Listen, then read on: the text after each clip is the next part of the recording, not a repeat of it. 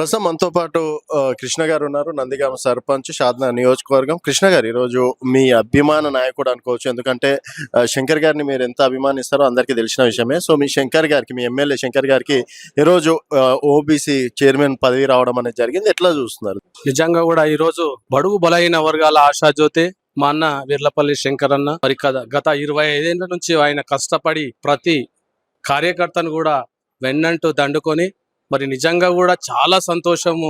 మరి ఎమ్మెల్యే కావడము, మరి మా శంకరన్నకు రాష్ట్ర టిపిసిసి మరి ఓబీసీ చైర్మన్ ఇవ్వడం అయితే చాలా సంతోషము వ్యక్తం చేస్తున్నాం.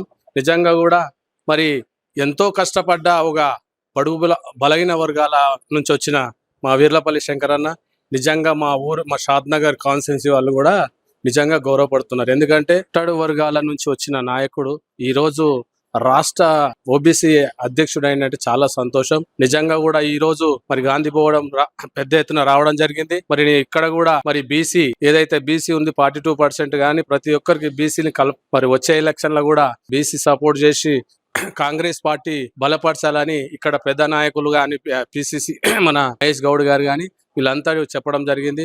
ఇప్పుడు ఈ 2 సంవత్సరాల్లో ఎమ్మెల్యే పనితీరు ఏ విధంగా ఉందనుకోవచ్చు? అంటే ఆయన ఒక సర్పంచ్ నుంచి ఎమ్మెల్యే తర్వాత ప్రభుత్వ రంగ కార్పొరేషన్ చైర్మన్ కావచ్చు, ఇప్పుడు ఈ రోజు ఓబీసీ చైర్మన్ కావచ్చు.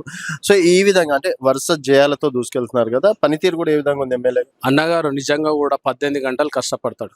ఎమ్మెల్యే కాకముందు కూడా ఎప్పుడైతే సర్పంచ్ అయిన తర్వాత మండల అధ్యక్షుడు, దాంతో పాటు ఇప్పుడు ఎమ్మెల్యే అయినా కానీ 18 గంటల వరకు చేస్తాడు. నిజంగా ప్రతి ఒక్క కార్యకర్తను ఏ ఊరైనా కానీ, ఇప్పుడు నేనే నందిగామ సర్పంచ్ అనుకో, నిజంగా కూడా నీకు బాబు నీకు 1 కోటి రూపాయల వర్క్ ఇస్తున్నా, ఈ డ్రైనేజ్ ఇస్తున్నా, సీసీ రోడ్ ఇస్తున్నా అని చెప్పి పిలిచి మరి ఇచ్చే నాయకుడు మా శంకర్ అన్న. చాలా బాగా వర్క్లోనే మాత్రము సీఎం రేవంత్ రెడ్డికి సన్నిహితంగా ఉంటాడు కాబట్టి ఏది ఉన్నా కార్యకర్తలను కలుపుకొని పోతాడు కాబట్టి నిజంగా కూడా చాలా పనితనము, ఆయన ఫండ్స్ కూడా అట్లున్నది. మరి ప్రతి ఒక్క మినిస్టర్ తోటి కూడా అందరితో ఉంటూ మరి వర్క్ మండలాలు విలేజ్ లకు కూడా వర్క్ తెస్తాడు అన్న. ఇప్పుడు మనం గతంలో సర్పంచ్ ఎలక్షన్స్ లో కూడా మీకు ఇంటర్వ్యూ చేయడం అనేది జరిగింది. సో ఇప్పుడు దాదాపు ఎంత ఒక 6 నెలలు అవుతుంది అనుకుంటా. సో ఎట్లుందన్న 6 నెలలుగా ఫండింగ్ విషయంలో కావచ్చు, ఎమ్మెల్యే కోఆపరేషన్ విషయంలో కావచ్చు, అంతా ఓకేనా? అంతా ఓకే. ఇప్పుడు దగ్గర 3 నెలలు అవుతుంది నేను గెలిచి.